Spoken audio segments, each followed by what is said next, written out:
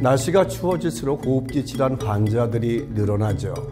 특히 12월부터 3월까지는 겨울철 미세먼지 고농도 발생 시기이기도 합니다. 미세먼지가 폐 건강에 치명적이라는 건 이제 다들 알고 계실 텐데요. 사진을 하나 봐주시죠. 인도에서 한 실험을 했는데요.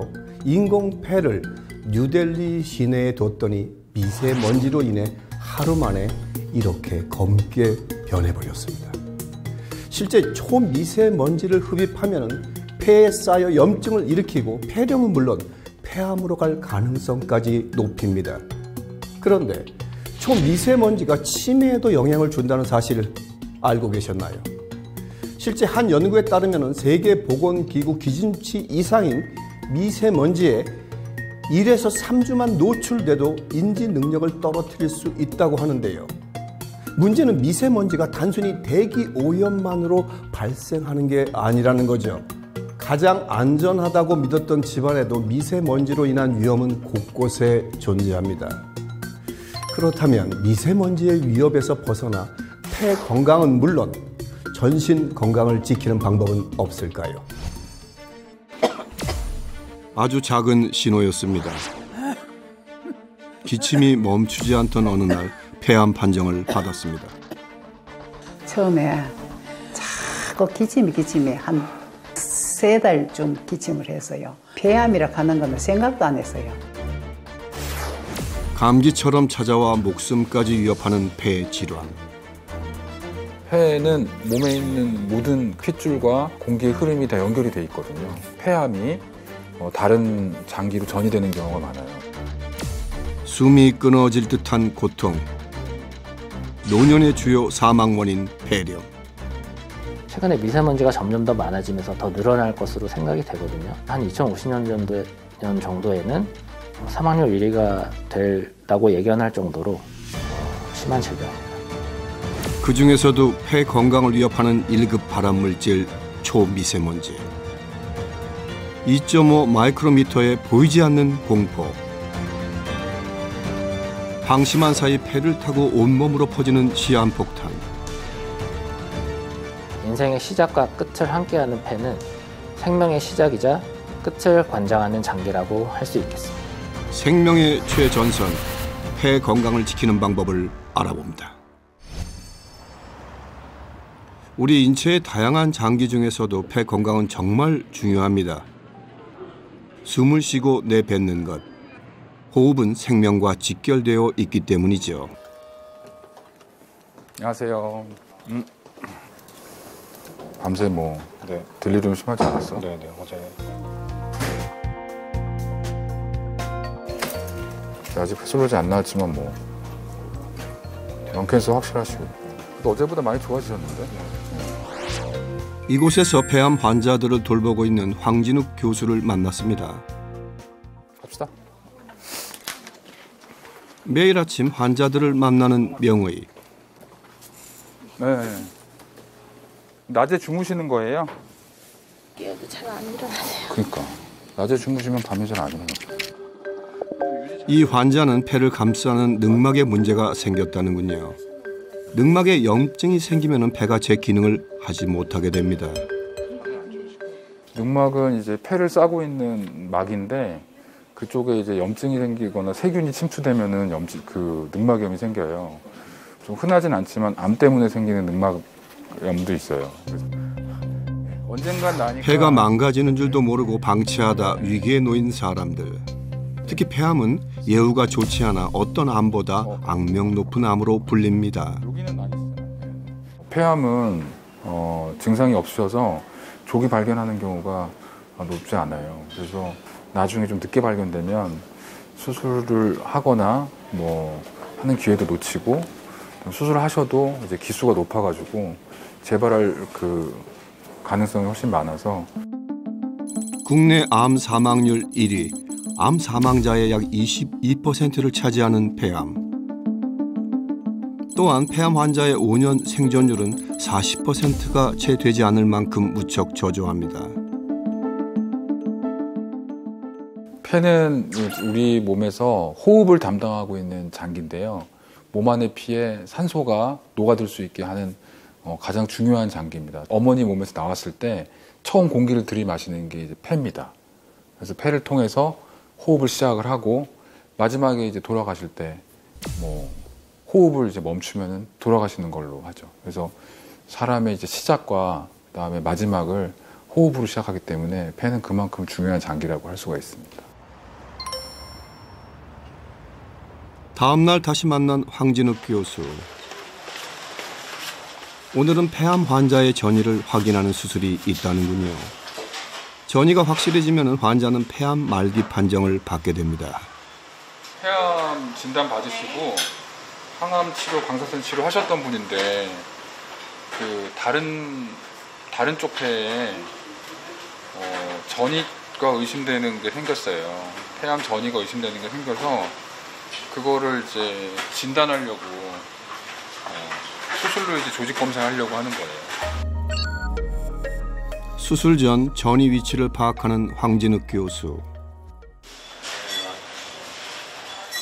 누군가에겐 인생이 걸린 수술이 시작됩니다. 수술 부위 라이트로 보여줍니다. 수술은 흉곽경으로 진행되는데요. 기존 개복 수술과 달리 통증이 적고 회복이 빠른 장점이 있다는군요. 지금 이게 보이시는 게 이 환자분의 폐인데요. 검은 얼룩이 좀 많이 있어요. 근데 우리가 이제 대기 중에 있는 뭐 나쁜 공기나 미세먼지, 요새 미세먼지 많잖아요. 미세먼지나 담배 피신 분들은 폐에 그게 침착이 돼서 저렇게 새카맣게 보이는 부분이 많거든요. 근데 이제 폐암은 그런 것 때문에 유발되기도 하고 다른 여러 가지 원인들 때문에 생기기도 하고 하니까. 폐암은 크기와 위치에 따라 비소세포암과 소세포암으로 나뉘는데요. 그중 비소세포암은 전체 폐암의 약 80%를 차지합니다. 특히 비소세포암 중 선암은 비흡연자에게 발생하며 전이가 빠른 것이 특징인데요. 드디어 전이가 의심되는 조직이 발견됐습니다. 조심스럽게 조직을 떼어나는 황진욱 교수. 과연 전이가 맞을까요? 제가 육안상으로 봤을 때는 전이암이 거의 확실해요. 우려했던 일이 벌어지고 말았습니다. 폐는 몸에 있는 모든 그 핏줄과 공기의 흐름이 다 연결이 돼 있거든요. 그래서 폐에 있는 모든 피가 다 장기로 한 번씩 다 가기 때문에 혈관이나 임파선이나 뭐 다른 걸 통해서 폐에 있는 암이 폐암이 다른 장기로 전이되는 경우가 많아요. 전신에 있는 뼈, 척추, 갈비뼈, 뭐 골반뼈 이런 거 있고 그 다음에 간이나 그리고 그 외에 다른 임파선 등을 통해 가지고 폐암이 전이되는 경우가 많습니다. 폐에는 감각세포가 없어 통증을 느끼지 못하는데요. 결국 암이 커질 대로 커진 뒤에야 통증이 시작되고 뒤늦게 암을 발견해도 말기인 경우가 많다는 겁니다. 실제 많은 폐암 환자들이 특별한 전조 증상을 느끼지 못했다고 대답했는데요. 이 여성 환자 역시 숨이 차는 것이 증상의 전부였습니다. 갑자기 숨이 찼는데 이게 보통 달리기나 이런 가면 숨이 많이 가빴다가도 금방 이렇게 수그러드는데 빨리 내려지지 않고 정상으로 빨리 돌아오지 않고 굉장히 호흡이 너무 가빠서 이러다가 잘못될 수도 있는 거 아니야 라는 생각을 좀 했었어요. 결국 폐암 진단 후 한쪽 폐의 절반을 잘라내야 했다는 환자.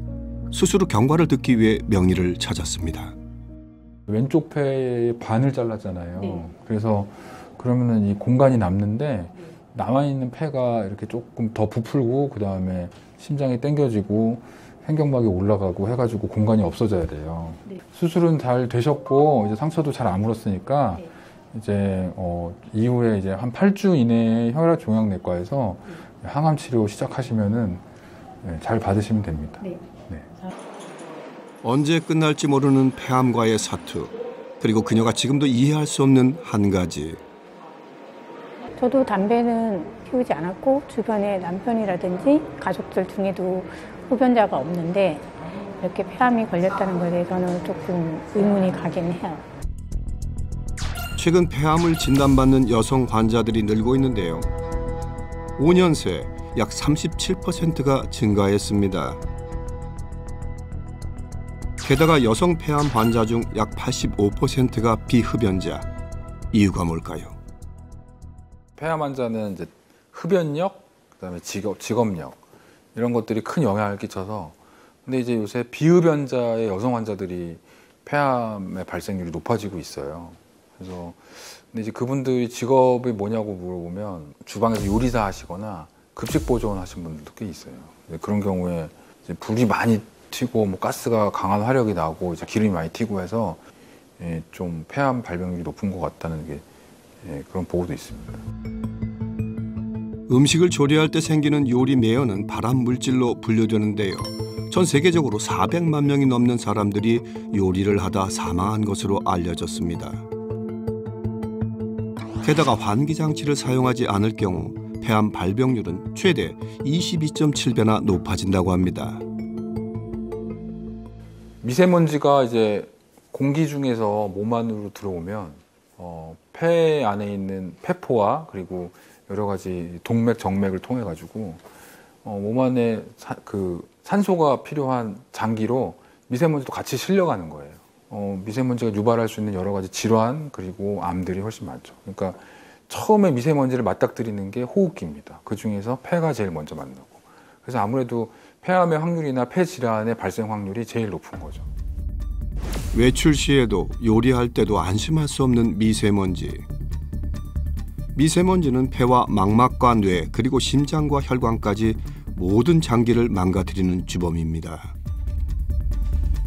실제 실험을 한 결과 초미세먼지를 흡입하자 3분 만에 폐에 도착했고 45분이 지나자 뇌와 위, 방광 등으로 퍼졌으며 미세먼지가 온몸을 잠식하는 데는 채 1시간이 걸리지 않았다고 합니다. 그리고 미세먼지만큼이나 최근 폐 건강을 위협하는 요소로 떠오른 미세 플라스틱. 한 연구에 따르면 미세 플라스틱이 폐 손상을 유발하는 것으로 알려졌습니다. 미세 플라스틱도 이제 뭐 환경단체나 아니면은 이제 그리고 저희 여러 가지 보고서에서 암 유발 물질로 되어 있습니다. 공기 중에 미세 플라스틱이 부유해 있는 상태에서 저희가 지나갈 때 그걸 흡입하면 폐 안에서 여러 가지 염증 반응을 일으킬 수 있고 그 미세 플라스틱이 침착된 부위에 암이 생길 수도 있어요. 특히 추위가 시작되는 겨울철, 폐 건강에 적신호가 켜집니다. 요즘 가장 바쁘다는 이곳 호흡기 내과입니다. 날씨가 추워지면서 폐렴 환자들이 늘고 있는데요. 폐렴이 심해지면 입원 치료를 받아야 합니다. 안녕하세요. 좀 어떠세요? 네, 좀 좋아졌습니다. 기침 가래는요? 기침 가래는 많이 안 나고. 이제 다음 주 정도면 퇴원을 할 수 있을 것 같아요. 실제 폐렴 환자는 더위가 끝나는 9월부터 점점 늘어나 겨울철에 최고점을 찍습니다. 가을에서 겨울철이 되면서 점점 추워지면서 호흡기 질환 환자들이 늘어나고 있고 특히 겨울이 깊어질수록 폐렴 환자들이 점점 늘어나게 됩니다. 왜냐하면 건조하게 되면서 폐 방어벽 기능이 좀 약해지기도 하고 면역력이 떨어지기 때문에 약해지기 때문에 환자들은 겨울이 될수록 점점 늘어난 양상을 보입니다. 습도가 낮아지면 폐포에서 점액을 분출, 방어벽 역할을 하는데요. 하지만 폐가 건조하게 되면 방어벽에 문제가 생깁니다. 단순히 감기인 줄 알았는데 폐렴 진단을 받았다는 여성. 기침이 멈추지 않습니다. 네블라이저 호흡기 치료하는 거 설명드릴게요. 천천히 들이마셔보세요. 하고 천천히 내뱉으시고. 결국 입원까지 하게 됐는데 폐렴 진단 전 특별한 증상은 없었을까요? 처음에는 몸살 감기인 줄 알았어요. 처음에 이제 몸이 아프고 이랬을 때 몸살 감기 조금 안 나보다 약 먹으면 괜찮겠지 했더니 그 증상이 이 감기랑 좀 다른 게 뭐냐면 그 가래 기침이 나고요. 열이 좀 많이 나요. 막 땀으로 목욕한 것처럼. 문제는 폐렴이 중증으로 진행됐을 경우입니다. 한국인의 사망 원인 3위, 폐렴으로 사망하는 사람만 하루 평균 약 80명으로 고령에게는 암보다 무서운 것이 폐렴입니다. 특히 세균성 폐렴은 생활 습관과 집안 위생이 문제가 되기도 하는데요. 그 폐렴의 주요 원인들로는 가장 흔하게 있는 것이 세균성 폐렴입니다. 세균에 감염이 돼서 폐에 염증이 일어나게 되는 거고, 특히나 요즘 미세먼지가 많은데 미세먼지가 들어오면은 그것 때문에 폐포에 계속 염증을 일으키거든요. 그래서 기관지가 건조해지기도 하고 결국은 미세먼지가 폐의 면역력을 약하게 해준다고 할 수 있겠죠. 그런 약한 환경을 만들어주기 때문에 세균이나 바이러스나 곰팡이 이런 것들이 더 잘 침입하게 되는 원인이 되기도 합니다. 우리가 몰랐던 생활 속 세균은 어느 정도일까? 먼저 욕실 사오기 점검에 들어갔습니다. 과연 결과는 어떨까요? 정부 권고 기준치보다 약 7배의 수치를 기록했는데요. 쿠션 역시 기준치의 2배가 넘는 세균이 검출됐고 빨아놓은 수건에서도 세균이 발견됐습니다. 베개에도 세균이 득실됐는데요. 모두 공중위생 기준치를 초과했습니다. 그 현대의학의 아버지라고 불리는 윌리엄 오슬러라는 분이 있거든요. 네, 그분이 말씀하셨어요. 폐렴은 인간이 걸리는 마지막 질병이면서 마지막 고통이다. 그동안 100년 동안 항생제가 많이 좋아졌기 때문에 기대 수명은 많이 늘었지만 결국은 폐렴으로 돌아가시는 경우가 많기 때문에 지금도 그 얘기는 유효한 상태입니다. 숨을 쉬고 맑은 공기를 마시는 것, 평범한 하루가 이토록 간절해질지 그때는 알지 못했습니다. 남편과 산책을 나온 주인공, 올해 72세의 김부희 씨입니다. 심폐 기능을 올리기 위해 매일 걷는다는 그녀. 가기 힘드나? 힘들지. 힘들어도 좀 참고 이래 하면 해야 된다. 그래 운동을 해야 뭐 폐가 튼튼해진다.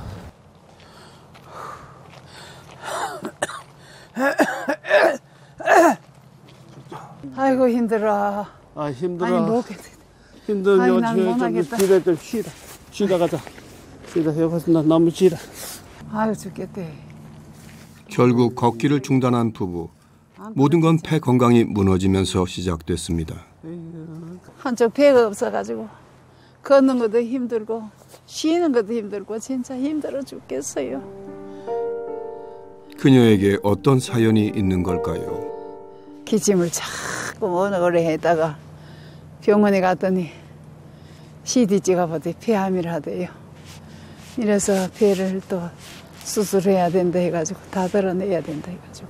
집사람이 이제 편작 피해가 없고 하니까 호흡을 제대로 못 하니까 호흡을 짜시고 생활하는 것이 너무나 힘이 들어서 내 보기 너무나 안타까워. 정말. 다시 발걸음을 돌리는 두 사람. 부부의 일상을 살펴봤습니다. 네, 좀 쉬게 할게요. 집에 돌아오자마자 침대에 눕는 김부희 씨. 아우 좋겠다. 김부희 씨 역시 잦은 기침이 문제였습니다.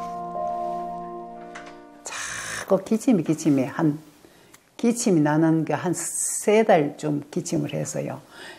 포항 시내 병원에 돌아다닐 때는 독감이라고 하고 이랬지 폐암이라고 하는 거는 생각도 안 했어요. 폐렴이 심하면은 이것이 암이 폐암이 될 가능성이 많다 해도 나는 그렇게까지는 될 줄 몰랐거든요. 그래가지고 이 폐를 자기는 가가지고 해가지고 조금만 끊어낸다고 이렇게 말했거든. 그래 열어보니까 도저히 이것이 그것을 떼낼 수가 없어가지고 완전히 절개해야 된다. 이래가지고 그래 이제 좌측은 완전히 드러냈어. 폐렴 진단 후 찾아온 폐암. 게다가 엎친 데 덮친 격으로 종양의 위치까지 좋지 않아 한쪽 폐를 전부 드러내야 했는데요. 폐 드러낸다 하니까 그때는 좀 무섭대요. 드러내보면은 하나 가지고 숨을 쉬기가 어렵고 이래가지고 평생을 왜 살겠노 내가 오래 살지는 못하겠다 싶은 생각이 들었는데